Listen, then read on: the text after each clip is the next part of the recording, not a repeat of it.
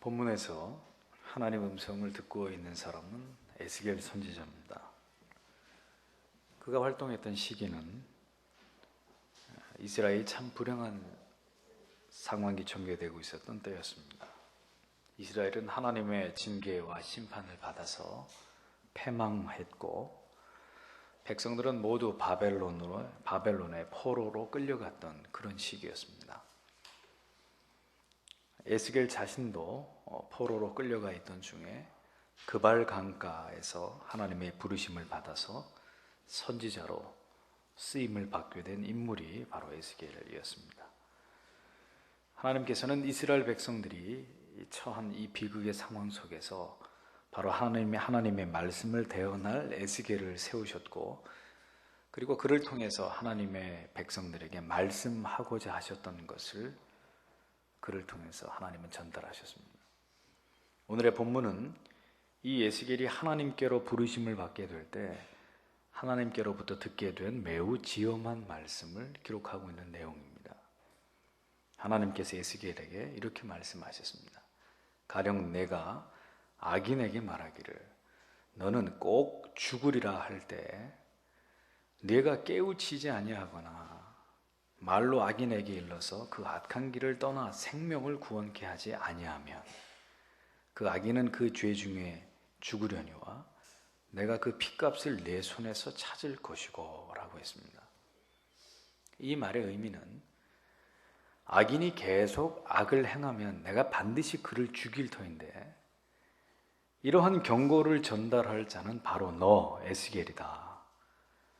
그런데 네가 나의 뜻을 그들에게 올바르게 전해도 그들이 악을 떠나지 않을 때는 그들이 그 죄악 때문에 결국 그 죄 가운데서 죽임을 당하게 될 것이지만, 내가 나의 말을 그들에게 전하지 않아서 그들이 무지 가운데서 멸망하게 된다면 그 모든 책임은 내가 내게서, 에스겔 내게서 내가 물을 것이다. 이렇게 하나님께서 에스겔에게 말씀하고 계시는 거예요. 선지자로 부름을 받는 것은 절대 기쁘기만 한 일이 아닙니다. 앞서서 하나님의 복음을 전하고 영혼에 대한 책임을 져야 될 사람의 그 직분은 여러분들이 생각할 때 그렇게 영광스럽지도 않고 그렇게 기쁘고 흥분할 만한 그런 일도 아니에요.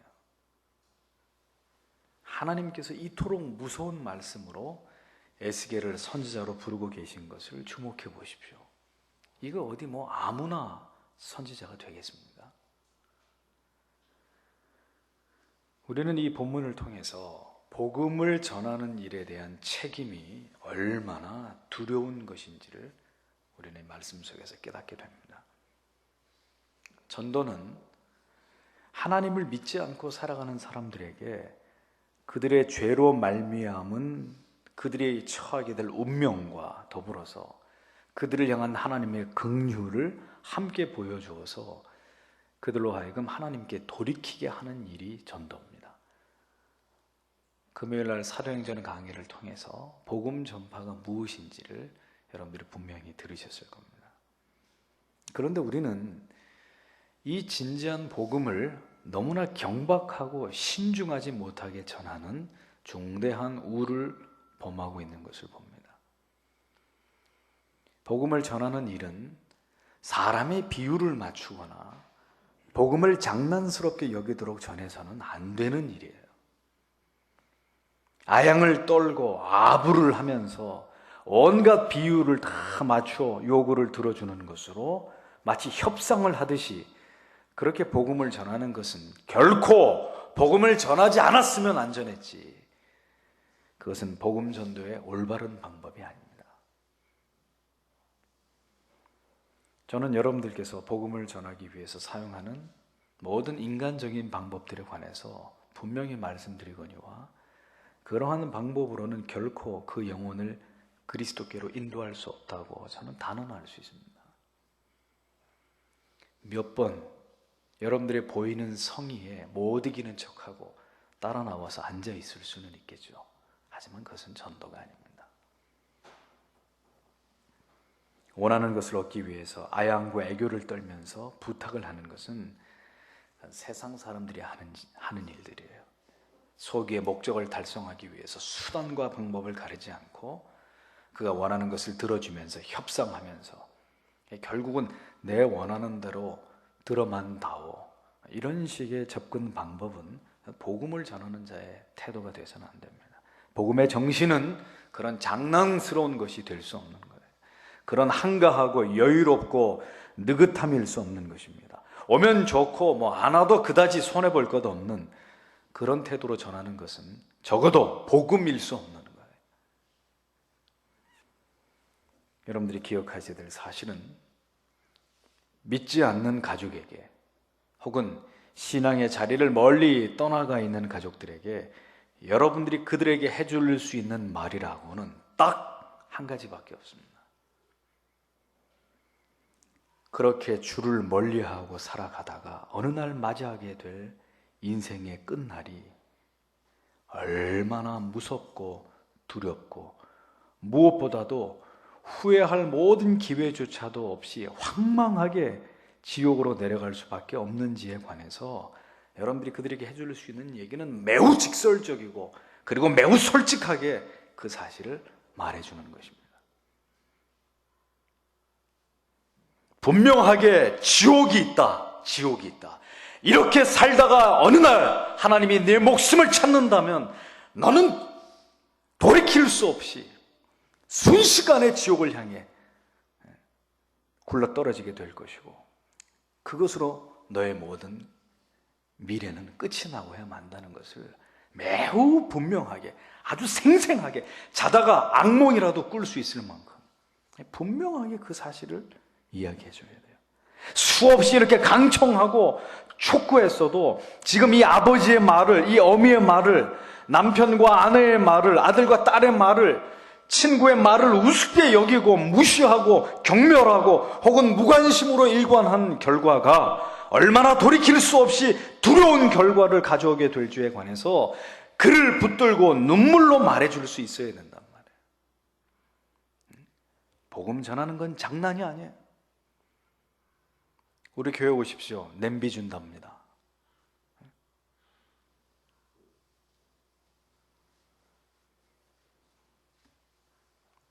그것과 더불어서 하나님께서 얼마나 너를 사랑하시는지, 하나님께 돌아오기를 하나님께서 얼마나 애타게 기다리고 계시는지를, 이제 그만 나의 어리석음의 고집을 꺾고 네가 주께로 돌아오게 되었을 때 네가 경험하게 될 하나님의 지극히 크고 놀라운 은혜와 자비와 긍휼에 관해서 매우 진지하게, 매우 간절하게 그 사실을 그를 붙들고 분명하게 이야기하고 또 이야기하고, 그렇게 해야 될 사명과 책임이 바로 믿지 않는 가족들을 두신 여러분들의 몫이라는 사실을 잊지 않으셔야 됩니다.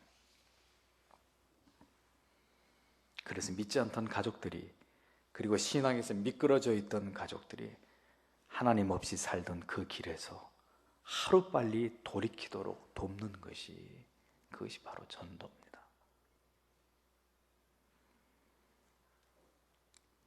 믿지 않는 가족뿐만이 아니라 하나님을 외면하고 살아가고 있는 이 땅의 많은 사람들, 그들을 향해서 우리가 전해야 될 복음이 바로 이런 것이라는 거예요. 복음은 절대로 듣기 좋은 소리가 아닙니다.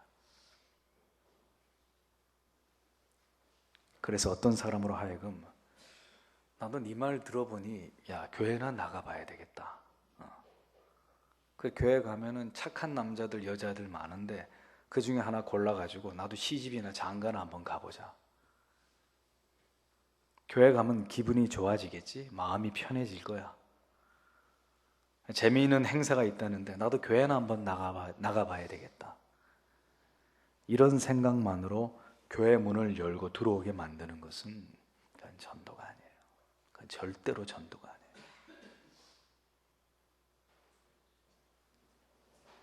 하나님을 거스르며 살아가고 있는 자들의, 그들에게 임할 하나님의 생생한 진노와 심판이 얼마나 크고 무서운지를 분명하게 설명하면서 그런 당신을 그 하나님의 진노로부터 구원하시고자 예수 그리스도를 이 세상에 보내셨고, 그를 믿을 때만이, 그를 꼭 붙들고 놓치지 않을 때만이 그 하나님의 영원한 진노로부터 피할 수 있음을 최대한 직설적이고 사실적으로 증거하는 것이 바로 전도라는 거예요.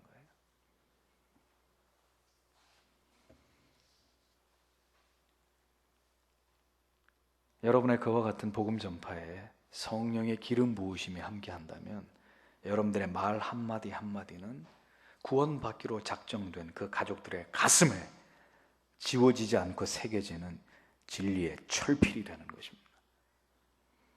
그렇게 해서 한 영혼을 다시 그리스도의 품으로 인도하는 것이 바로 복음을 전하는 것입니다.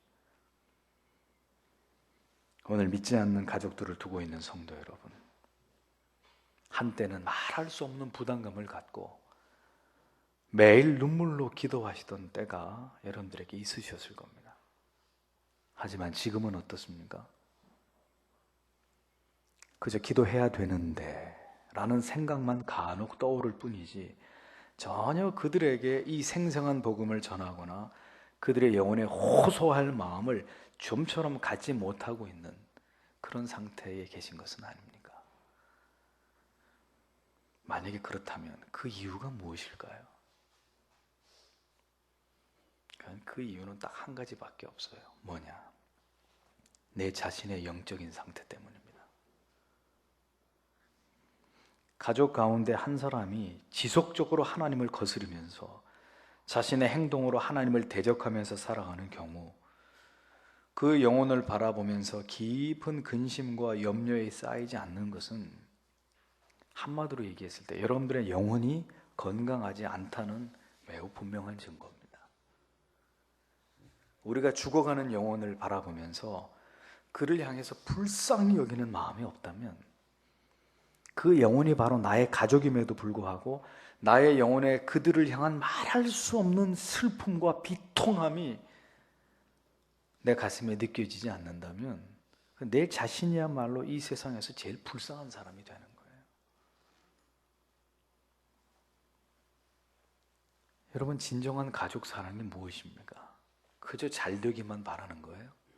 그저 좋은 회사 다니기만을 바라고 돈 많이 벌고, 그래 때 되면 시집 장가 가고, 그게 가족 사랑입니까? 내 부모님들 잔병 치료 안 하시고 그저 오래오래 사시면 좋겠습니다. 그게 진정한 그리스도인들의 가족 사랑일까요?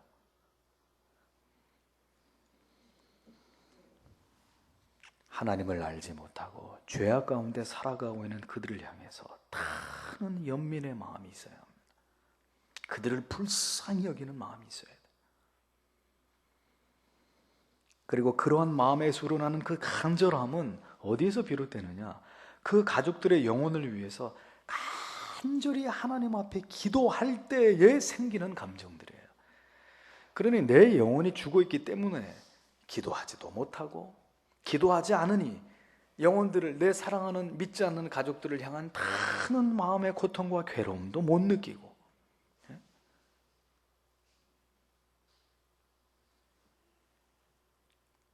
여러분들이 하나님의 말씀을 피상적으로 대하기 때문에 진지하게 진리의 말씀을 대하고 그 말씀이 지금 나에게 어떤 진리를 밝히고 있는지를 분명하게 깨닫고 그 말씀을 붙들어야 되는데, 여러분들의 말씀에 대한 여러분들의 태도 자체가 그런 진지함을 잃어버린 거예요. 그 지금 무슨 얘기를 하고 있는지조차도 잘 이해를 못 하시는 거예요. 여러분들께서 분명한 진리를 아신다면, 그래서 이처럼 하나님을 배반하고 불신앙 가운데 살아가는 어느 날 마침내 영원한 지옥불에 던지게 될 것을 여러분들이 사실적으로 그렇게 하나님을 배반한 자들에게 처해지는 그 무시무시한 궁극의 결말을 여러분들이 확실히 믿으신다면, 신앙을 등진 채로 세상에서 배회하듯 살아가는 가족들에 대해서 그렇게 여유롭고 그렇게 느긋한 마음을 가질 수가 없단 말이에요. 그들을 향한 눈물의 기도도 없고, 여러분으로 하여금 깨어 긴장함으로 매우 절박하게 복음을 전하지 않으면 안 될 만큼 그렇게 생생하게 느껴지는 진리의 감화와 감동이 없기 때문에 가족 구원의 문제에 관해서 지금처럼 느긋하고 여유로운 생각을 버리지 못하고 있는 것입니다. 어느 누구의 잘못이 아니라 진지하게 하나님을 믿지 않고 있는 여러분 자신의 신앙의 문제 때문에 가족 구원의 시기는 자꾸 더뎌지고만 있다는 사실을 기억하셔야 돼요. 누구의 잘못도 아니에요. 아직 시간이 남아있다고 생각하십니까? 오늘 예배 끝나고 당장 종합병원에 가셔서 응급실에 좀 앉아 계셔 보세요. 응급실에 누워있는 환자들과 그의 가족들을 한번 좀 지켜보십시오.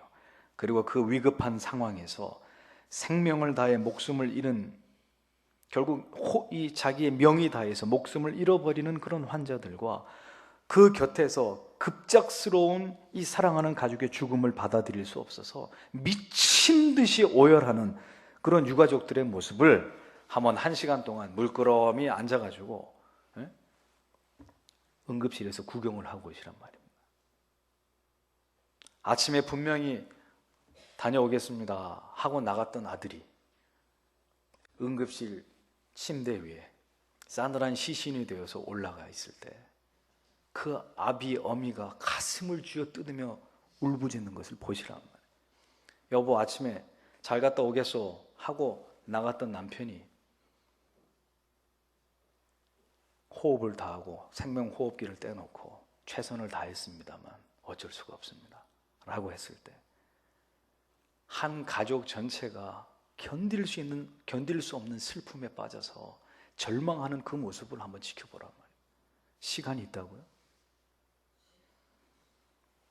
믿지 않는 불신 가족을 둔 성도 여러분, 우리에게 내일은 없는 거예요. 우리 인생에 어떤 일이 기다리고 있는지 알 수 없습니다. 이렇게 시간이 계속 흐르던 어느 날 나의 믿지 않는 가족에게, 신앙을 버린 가족들에게 내려질 하나님의 준엄한 심판이 시시각각으로 다가오고 있다는 사실을 결코 망각해서는 안 돼요. 여러분들이 그게 믿겨지지 않는다면 여러분 자신부터 다시 예수를 믿으셔야 돼요. 저는 여러분들께서 이 문제를 매우 심각하게 받아들이셨으면 좋겠습니다.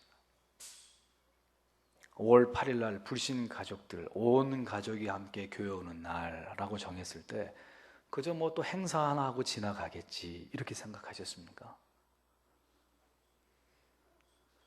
그 심각성을 깊이 인식한 나머지 밤에 잠이 오지 않아서 뒤척이다가 결국 흐느끼듯 사랑하는 가족들의 영혼을 위해서 일어나서 침상을 적시면서 기도하고 새벽을 깨워서 부르짖어서 기도하고 늦은 밤에 예배당에서 그들 한 사람 한 사람의 이름을 부르면서 목 놓아 기도하는 그런 여러분들이 되셔야 돼요. 변화가 일어나야 돼요. 변화. 성경 말씀 속에서 에스겔에게 말씀하시는 하나님의 음성이 바로 여러분들을 향한 음성으로 들려야 돼요. 믿지 않는 가족에게, 배도의 자리에 있는 가족들에게 복음을 전하지 않고 있다가 결국 그들이 복음을 듣지 못하고 세상을 떠나게 된다면 그로 인해 훗날 그와 함께 이 세상에 있으면서 신앙을 가졌던 가족들이 함께, 그들과 함께 심판을 받게 될 것이라는 이 말씀이 여러분 지금 예사로 들려서는 안 돼요. 내가 그 피를 네 손에서 찾겠다. 에이, 그냥 하시는 말씀이겠지. 여러분 이 진리가 그렇게 들리십니까? 물론 여러분 가운데서는 눈물을 흘리시면서 애를 쓰시면서 수없이 복음을 전하려고 몸부림을 치고 계시지만 그들의 강팍한 마음이 열리지 않아서 아직도 길고 긴 줄다리기 가운데 계시는 그런 성도님도 계실 것입니다. 그런 여러분들의 그 마음을 보시고 하나님이 여러분들에게 면책을 주실 수도 있을 거예요. 하나, 정직하게 얘기하면 우리 중에 많은 그리스도인들은 아직도 최선을 다하고 있지 않습니다. 불신 가족들에 대해서도, 혹 교회를 다녀도 그들이 하나님 앞에 보이는 그 게으름과 나태함과 불충에 대해서도 예사로 넘기는 성도님들이 많이 계시잖아요. 이것은 모두 함께 하나님께 죄를 범하는 것입니다. 그렇게 한 것에 대한 책임을 결코 우리가 면하지 못할 거예요. 하나님 앞에 뼈를 깎는 회개를 하기 전에는. 하나님께서는 내세에게 말씀하신 것처럼 그들의 피값을 여러분들의 손에서 찾으실 것입니다. 여러분들은 이 두렵고 떨리는 말씀 앞에서 어떤 마음으로 서 계시는지 여러분 자신을 돌이켜보세요. 내가 최선을 다해 왔는가? 감히 내가 주님 앞에 그렇게 자부할 수 있는가? 불신 가족, 신앙을 떠나는 가족, 그리고 헤어질 수 없을 만큼 이미 깊이 사랑해버린 사람이 불신자인 그런 지체 여러분, 제 말을 부디 잘 들으시란 말이에요. 들으시란.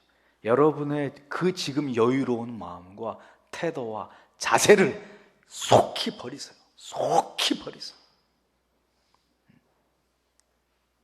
그렇게 지금 여유롭고 한가하게 있을 때가 아니란 말입니다. 나의 가족, 나의 사랑하는 사람이 지옥을 향해서 내려가고 있는 그 모습을 그렇게 한가롭게 지켜보고 있는 당신은 이미 그들과 함께 하나님의 심판을 피하지 못하기에 충분하단 말이에요. 하나님과 함께, 그들과 함께 하나님의 심판을 기다리든지, 그것이 아니면, 그것이 정말 두려우면 그들을 위해서 간절히 기도하셔야 돼요. 당신의 뺨에서 하염없이 눈물이 타고 흐를 때까지 사랑하는 사람들의 영혼을 부둥켜 안고 하나님 앞에 뒹굴러야 돼요. 뒹굴러야 돼요. 돌아오겠지, 믿게 되겠지 라고 생각하면서 지금 아무것도 그를 위해서 하고 있는 것이 없다면 그것은 당신이 정말 그의 영혼이 돌아오기를 진심으로 바라는 것이 아니라는 것을 증명하는 거예요. 그냥 될 대로 되라고 하는 무책임한 태도로 일관하고 있다는 것밖에는 설명할 길이 없는 거예요. 주님의 마음으로 절절한 아픔과 처절한 안타까움이 여러분들의 영혼을 찢으면서 지나가는 그런 통증으로, 영혼의 통증으로, 여러분 주무시다가 어디 아프면 밤잠을 못 자죠. 그 아픔 때문에 자다가도 일어나서 그 아파가지고 끙끙 앓으시지 않습니까? 그것을 능가하는 그 영혼의 고통을 가지고 그들을 위해 울고 또 울면서 섬겨야 되는 거예요. 생각해 보십시오. 만약 지옥에 던져지게 된 여러분들의 가족들이 나는 믿는 나의 가족들에게 충분히 복음을 듣지 못해서 결국 내가 지옥에 던져지게 되었다라고 생각하게 된다면 그 끝없는 지옥의 고통에 시달리면서 얼마나 우리를 원망하겠습니까?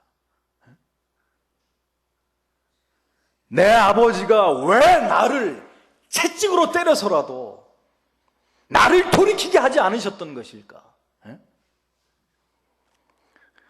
왜 내 딸이 울면서 나를 붙들고 엄마 예수 믿자고, 아버지 예수 믿어야 된다고 그렇게 애원해 주지 않았을까? 왜 우리 고모는 자기는 그렇게 교회 열심히 다녔으면서도 단 한 번도 조카인 나에게 교회 가자고, 예수 믿자고 한 번도 내게 전도하신 적이 없었을까? 그들이 못내 우리에게 서운해하고 아쉬워하면서 영원한 지옥불에서 고통을 당해야 된다면 여러분 좋으시겠습니까? 여러분들의 가슴이 미어지지 않겠어요? 우리는 이러한 책임의식을 느껴야 된단 말이에요. 책임의식. 그들이 지옥불에 떨어지면서 그렇게 변명할 때 내가 얼마나 당신을 위해서 눈물로 기도했습니까? 내가 얼마나 당신에게 복음을 전하기 위해서 내가 노력을 했는지 당신이 아시지 않나요? 우리가 분명하게 그들에게 우리가 그렇게 그들을 위해서 감당기 힘든 고통을 감당하면서 복음을 전하기 위해 최선을 다했다는 것을 말해줄 수 있어야죠. 그런 핑계 대지 마시라고. 누구를 원망하냐고.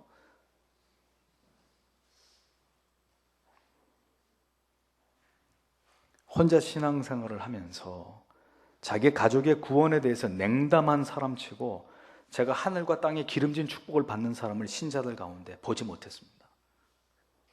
분명히 말씀드릴게요. 나 혼자 예수 믿으면서 가족들 구원, 주위 사람들의 구원에 냉담한 사람치고 그 사람 일이 잘 되는 사람 제가 거의 못 봤습니다. 성도 여러분, 돈이 우선이 아니고 가족부터 구원하세요. 결코 하나님께서 그렇게 되기 전까지 당신에게 복을 주실 수가 없어요. 그건 하나님의 방법이 아니에요. 하나님의 뜻이 아니에요. 그건. 그 자신은 구원받았는지 모르겠지만 가족 간에 있는 마음의 상처의 쓴뿌리는 여전히 제거되지 않고 남아서 가족들을, 여러분들을 괴롭힐 것입니다. 그러므로 가족의 구원을 위해서 기도하세요. 관계를 회복하세요. 힘써 복음을 전하는 것은 가족들의 영혼을 위한 길이기도 하지만 여러분들의 범사가 잘 되게 하기 위한 것이라는 사실을 잊지 마세요. 그 문제가 안 풀리면 내 미래가 풀리지 않아요. 그렇게 되도록 하나님이 허락하시지 않는단 말이에요.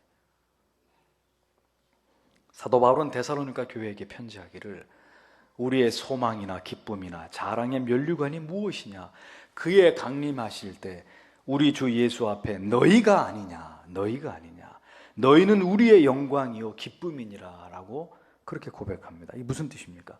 주께서 나타나실 때 우리가 이 세상에서 얼마나 편안한 삶을 살았고 다른 가족에게 만족을 주는 존재가 되었는가 하는 것이 우리의 면류관이 아니라 우리가 전하는 복음을 통해서 주님을 믿고 구원받은 사람들, 그 사람들이 우리의 가족일 수도 있고 이웃일 수도 있습니다. 그들만이 우리에게 무엇이 된다고요? 면류관이 된다고 말씀하고 있어요. 그게 우리의 면류관이 된대요. 나 때문에 예수 믿은 사람, 나 때문에 예수 믿은 영혼들, 그것이 여러분들의 인생의 열매라는 것입니다. 우리에게는 이 에스겔과 같은 선지자적인 사명이 우리에게 있습니다. 불신 가족들을 볼 때마다 하나님께서 그들을 심판하시거나 그들이 하나님을 향해 마음을 돌이키게 되기까지 하나님의 마음을 가지고 하나님의 메시지를 우리의 가슴에 품고 끊임없이 이것을 선포하며 살아가야 될, 첫째, 우리에게는 이런 선지자적인 사명이 있고, 둘째는 우리에겐 제사장적인 사명이 있습니다. 에스겔 선지자처럼 그들의 죄를 대신해서 하나님께 눈물로 사죄하는 그런 사명이 우리에게 있는 거예요. 그들은 회개할 줄 몰라요. 그들은 자신들이 죄인이라고 생각하지 않아요. 하지만 내가, 그들이 하나님 앞에 명백한 죄인이라는 것을 알고 있는 내가, 아버지, 부디 내 아들을, 내 딸을 조금만 더 용서해 주십시오. 조금만 더 인내해 주십시오. 아버지, 내 부모를, 내 아내를, 남편을 향해서 조금만 더 긍휼을 베풀어 주시옵소서 하고 눈물로 그들을 위해서 하나님 앞에 메어 달리면서 그들의 죄를 위해서 기도하고 그들에게 베푸실 하나님의 자비를 호소하면서 우리가 그들을 대신해서 기도해야 될 사명이 우리에게 있단 말이에요.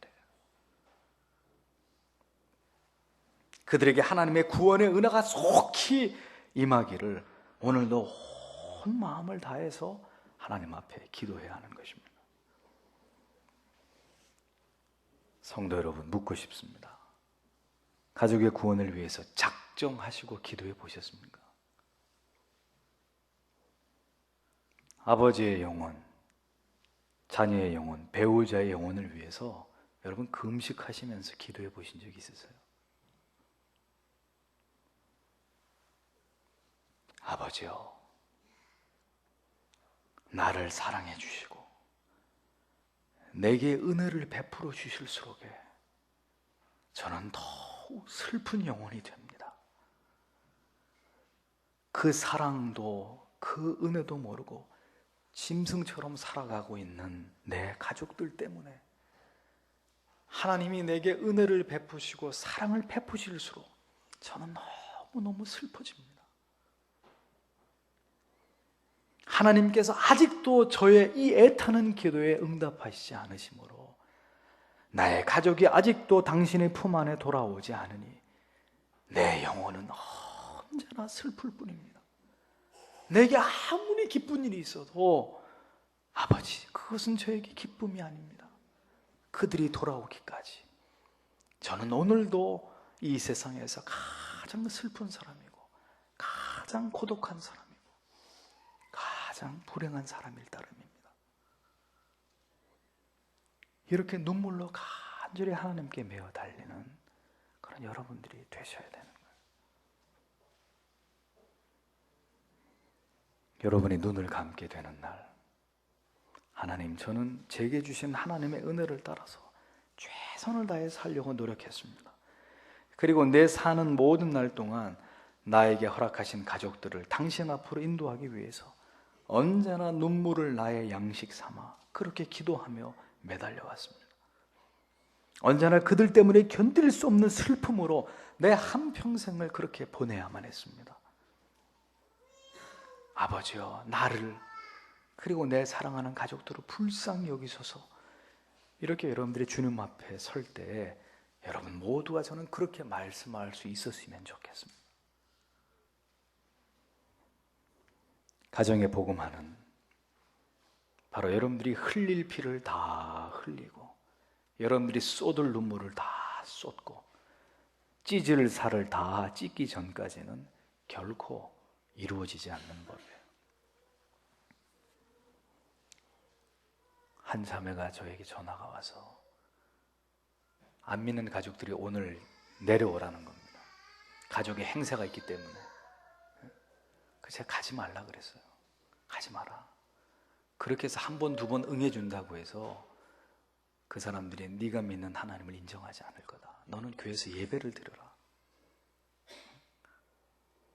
그렇게 언제까지 끌려다닌다고 해서 가족들의 비율을 맞춰준다고 해서 그들이 너에게 감동을 받고 네가 믿는 예수를 믿는 게 아니다. 이것은 영적 전쟁이다.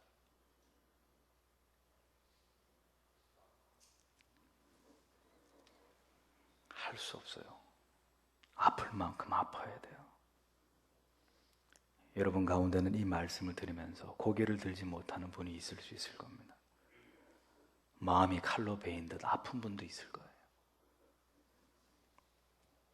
그것은 1년이 지나도록 세월이 흐르도록 가족들 앞에서 한 번도 복음을 제대로 전한 적이 없고 그들을 위해서 눈물로 기도해 본 적이 없기 때문일 것입니다. 아마 가족들의 영혼이 그렇게 버려진 채 있는 것은 여러분의 영혼이 죽어 있기 때문일 수도 있어요. 여러분들의 가족들의 영혼의 상태는 그대로 하나님과의 관계에 대한 여러분 자신의 성적표라는 사실을 잊지 마십시오. 내가 변화되는 것만큼 내 가족들이 변화되는 거예요. 그들을 위해 눈물로 기도하고 사랑으로 다가가서 우리가 그들에게 이 예수의 복음을 전하지 않으면 여러분의 가족은 언제나 마찬가지로 제사를 드릴 것이고 세상으로 나가 미친 듯이 죄를 지을 것이고 이미 지옥에 떨어진 조상들에게 자신의 안위를 의탁하면서 그렇게 살아가려고 계속 노력할 것입니다. 에스겔의 선지자에게 내리신 이 하나님의 지엄한 경고를 기억하십시오.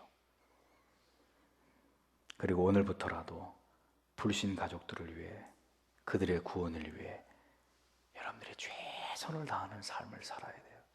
그것은 여러분들이 집을 장만하는 일보다 우선이 돼야 되고 여러분들의 건강을 챙기는 일보다 우선이 돼야 되고 여러분들에게 통장을 하나 더 만드는 일보다 가장 최우선이 돼야 될 일입니다.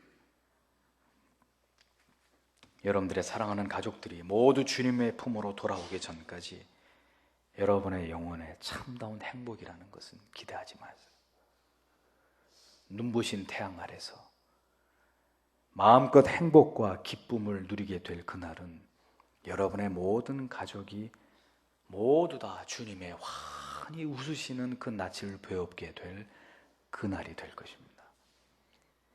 진지하게 최선을 다해서 눈물로 가족 구원의 사명을 이루어 가시는 여러분들이 되셔야 돼요. 목사가 함께 눈물로 기도하면서 그렇게 될 때까지 여러분들을 섬길 것입니다. 이 무거운 마음으로 이 말씀을 여러분들에게 전할 수밖에 없는 목사의 마음을 헤아려 주십시오. 그리고 함께 하나님 앞에 매달려 기도하자고요. 절대로 포기하지 마시고, 그리고 목사에게 이 짐을 다 지우고 여러분들은 평안하고 한가롭게 여유를 부리시면서 그렇게 살아가셔서는 안 됩니다. 함께 울고 함께 가슴을 쥐어뜯고 하나님 우리의 기도에 응답해 주시라고 그렇게 계속 기도하다 보면 우리의 기도가 마침내 주 앞에 상달되어서 그 감격스러운 날이 오지 않겠습니까? 주 예수를 믿으라. 그리하면 너와 내 집이 구원을 얻을 것이다. 그 말씀이 우리 안에서 성취되지 않겠습니까? 다 같이 기도하겠습니다. 그 핏값을 내 손에서 찾을 것이고